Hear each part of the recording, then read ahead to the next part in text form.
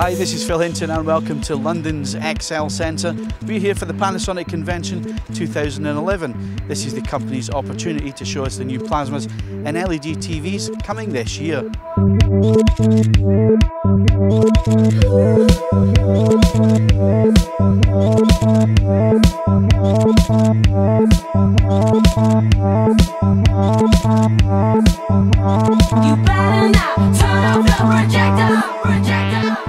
As always at events like this, you get to see some very impressive pieces of kit, like the 152-inch 4K plasma behind me, which is yours for a cheeky £500,000. However, in the more affordable price range, Panasonic has on offer in 2011 the entry-level C3, the S30, the G30, the ST30, the GT30 and the VT30. Now, last year, quite a lot of forum members raised issues concerning floating blacks and 50 Hz problems with Panasonic displays. So we took this opportunity to ask Panasonic, have they fixed those problems? We don't have any full working to full specification samples yet. So the samples that we're showing here are all hand-built samples, so nowhere near production at the moment. So those sort of things, that sort of detail, we can't get into at this stage. And I have to ask this question, what about the issues that we had last year with 50 Hz? Yes, we have made an improvement to the IFC processing. So we have added an additional step. So instead of just being IFC on, IFC off, we have a mid and a max range this year. And you will find that the mid setting will be more suited to 50 Hz material. Am I right in understanding that you're using the short stroke phosphors that were being used with the 3D displays last year on all your plasma displays this year? That's correct. So we introduced the short stroke phosphor, which gives a rapid decay time of the phosphor when it's illuminated, into the VT30 last year.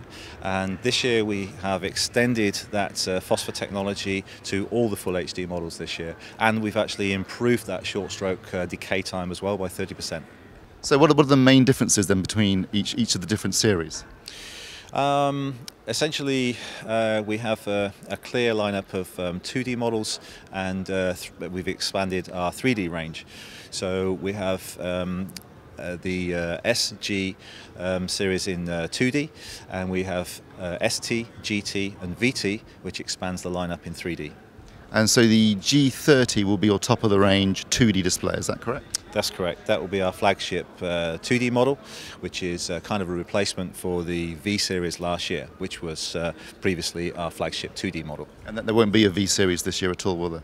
No, not at all. No, we'll go straight into the to the VTs. And the G30, that has THX certification? Yeah, THX certification, DLNA, and also the VIERA Connect functionalities. And then, so moving on to the ST and GT and VT models, these all include 3D, is that correct? That's correct, yes. So a much expanded lineup of 3D, as you might expect this year. So we have strategic product price points, so to try and appeal to a more mass market audience for 3D. So the GT and the VT series have THX certification? Yes, that's right. So both for 2D performance and 3D performance now, we have THX certification, which is now confirmed. And how will the GT differ then from the VT series? The VT will have improved filter. The VT will also have recording to SD card as well as HDD external recording. So there will be a very slight difference of performance between the GT and the VT. And also the VT30 will include a new feature for automated calibration? That's right, yes. So the calibration functions have been improved this year, and as you say, part of that is an automated process through LAN connection rather than RS-232. So any mention of improved calibration features always gets our attention. So we caught up with Derek Smith, the developer of the automated calibration system, to find out more. Yes, as of a couple of years ago when we first started working with Pioneer and now Panasonic, our goal all along was to be able to have CalMAN software control the display directly, and that our ultimate goal was a single button calibration. We showed you guys this about a year and a half ago, some really early versions of it we called interactive and manual, and now with the help of Panasonic over the last couple of years we have complete automated single button calibration. Now, I guess we've got to point out to our viewers that we've had to stay pretty tight-lipped about what's been happening behind the scenes for the last sort of year and a half. We've certainly been pushing it from the UK side, you guys were pushing it from the US side, but it's great to have someone like Panasonic, a huge company like them, get on board with the whole calibration message. Oh, absolutely. We're very pleased with all the support we're getting out of corporate Japan with Panasonic, all the engineers out of the US, Europe, and Germany. In the UK, they've provided phenomenal support for being able to have a multi-point calibration and being able to set it up as an automated system. Now, just to take the users through exactly what happens, it's just an Ethernet connection to the TV, a laptop with CalMAN 4, and a probe, and that's basically it, one button, and it does it all for you. Yes, we've been able to simplify the process a lot.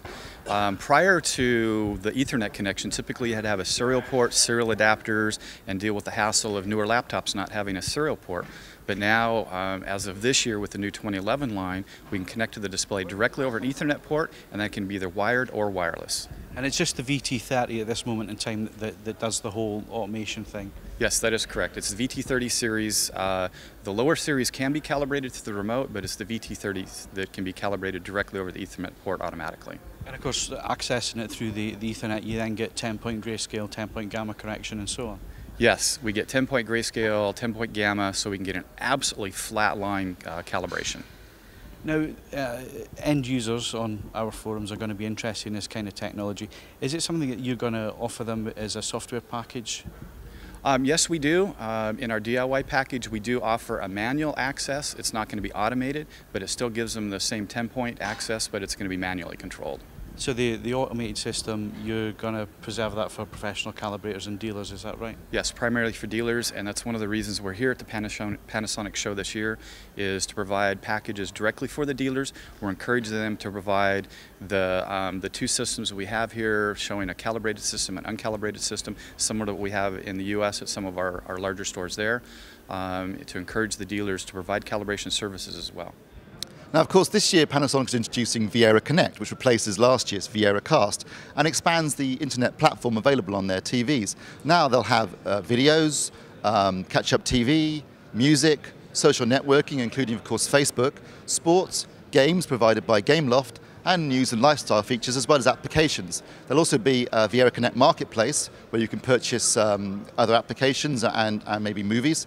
Panasonic had also included Skype, of course, and you can even buy an attachment to use for video conferencing with your friends and family. Now, we're not big fans of this technology, to be honest. We'd rather they concentrated on picture quality, but clearly this is the way of the future when it comes to modern TVs, and it's nice to see that the platform has now become so flexible. With LG pushing their passive, or as they've rebranded it, Cinema 3D glasses this year, which just cost a few pence, why are Panasonic still exclusively using active shutter glasses which cost £100? Well, Panasonic, of course, were very much involved at the start of the promotion for active system, for the frame sequential system for Blu-ray format. So we firmly believe that an active frame sequential system offers the ultimate 3D performance. Of course, you have the higher resolution, and you don't get the issues with varying your degree of viewing. So we believe that offers the ultimate 3D quality. One of the obvious advantages to the passive system is that the glasses themselves are so much cheaper. I mean, they're essentially almost free. Yes. Whereas with the active shutter system, of course, how much does a pair of glasses cost at the moment? Yeah, the active shutter glasses are in the region of £100. I mean, we do supply 2 pairs of glasses in the box with the VT30, but that would be a consideration for the consumer. But I think for the type of consumer that wants to appreciate the best image quality from 3D on Blu-ray, then I think active shutter system is better. Will you be including any glasses with the GT30? Not at this stage. That may change if we want to do promotional activity with that model. But at the moment, the only thing is confirmed is the 2 pairs of glasses with VT. So this is the screen everybody's talking about this year, the VT30 from Panasonic, their Neo Plasma for this year. Top of the line TV, we're looking at a 65-inch version here, which was hand built for the show, so it's not a production sample in any way, shape or form, which makes giving you an idea of what it looks like in terms of picture quality pretty difficult. It does look great. The black levels are definitely Kiro-esque in look, not a lot of PWM noise, excellent grayscale, excellent colour balance on screen there. And got to say, I love this new design with its simplistic one-sheet glass and the little silver bezel at the bottom here. It does look really quite stylish. But it's not just plasma TVs that Panasonic are releasing this year. That's right, Phil. And here we have Panasonic's LCD lineup, the majority of which are using LED backlighting, along with Panasonic's new IPS Alpha panel, which offers a 178-degree viewing angle. They also incorporate most of the features you'd come to expect these days, including VIERA Connect, of course, and in some cases 400Hz Intelligent Pro. The real question we have to ask is, with so many LED backlit LCDs at the show, will Panasonic remain committed to plasma in the long run? Really, the opening of our IPS Alpha plant in Japan has meant that we can really expand the lineup of the IPS Alpha panel. IPS Alpha panel is now available on all model sizes from 19-inch upwards, apart from 24-inch, which is a regular IPS panel. But that's really made the difference now, opening that new production facility. And the IPS Alpha panel, does that offer a much wider field of view than previously? Wider field of view, but also a lower power consumption as well, due to a higher transmittance of light from the panel. So, it does have eco benefits as well. But Panasonic remains committed to plasma displays as well as LED backlit displays? Yes, 100%. Our new plasma factory, which opened at November last year, is also now fully online. So we have 2 excellent production facilities in Japan. So that's about it from the Panasonic Convention for 2011.